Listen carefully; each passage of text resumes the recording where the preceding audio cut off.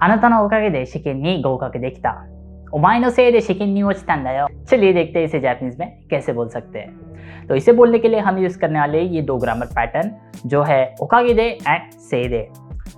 दोनों की meaning almost similar है, जो है बिकॉज ऑफ दिस या इसकी वजह से, बट दोनों के यूज करने के तरीके अलग अलग हैं। ओकागे हम यूज़ करते हैं पॉजिटिव सेंस में। ये हम तब यूज़ करते हैं जब आप किसी पर्टिकुलर चीज़ के लिए या किसी पर्टिकुलर पर्सन के लिए ग्रेटफुल होते हो कि because of this person, thanks to this person, this thing, कि मेरे साथ ये अच्छा हुआ, मतलब आपका जब प्रॉफिट होता है, ठीक है, तो हम इस वाले ग्रामर पैटर्न को यूज़ करते हैं। ऑन दी अदर हैंड से दे हम तब यूज़ करते हैं जब आप किसी चीज़ को ब्लेम करते हैं। अब ब्लेम हम क्यों करेंगे? क्योंकि उस पर्टिकुलर चीज़ की वजह से या उस पर्टिकुलर इंसान की वजह से आपका लॉस हुआ है, तो इस सेंस में हम दोनों को यूज़ करते हैं। चलिए अब स्टार्टिंग के वो दो सेंटेंसेस देखते हैं। あなたのおかげで試験に合格できた。あなたのおかげで試験に合格できた。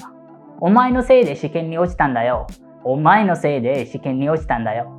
तो पहले सेंटेंस में वो थैंक्स बोल रहा है जिस भी पर्सन को जिसने उसे एग्जाम में हेल्प की है, उसकी वजह से वो एग्जाम पास कर पाया। On the other hand second sentence में वो ब्लेम कर रहा है उस पर्सन को, क्योंकि उस पर्सन ने शायद इसे डिस्टर्ब किया होगा, इस वजह से वो एग्जाम में अच्छा परफॉर्म नहीं कर पाया।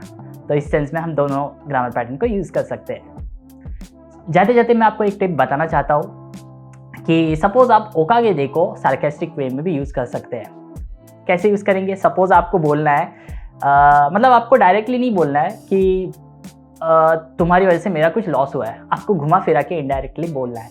तो इस सेंस में हम ओकागे दे यूज़ कर सकते हैं। जैसे कि भाई शुक्रिया तेरा, तेरी वजह से मैं एग्ज़ाम में फेल हो गया। अब देखिए इसमें आप कॉन्ट्राडिक्शन देख सकते हैं ना, मतलब वो गुस्सा भी कर रहा है एंड उसको थैंक्स भी बोल रहा है। तो इस सेंस पे हम इसे यूज़ कर सकते हैं। तो इसे जापानीज में बोलने के लिए आप बोलेंगे あなたのおかげで試験に落ちたんだよ। तो इस सेंस में आप इसे यूज़ कर सकते हैं। डिस्क्रिप्शन में आपको सेंस को मिल जाएगा कि कैसे इसको कनेक्ट करते हैं एंड और कुछ सेंटेंस एग्जांपल्स आपको मिल जाएंगे। और ऐसे वीडियोस के लिए फॉलो करते रहिए।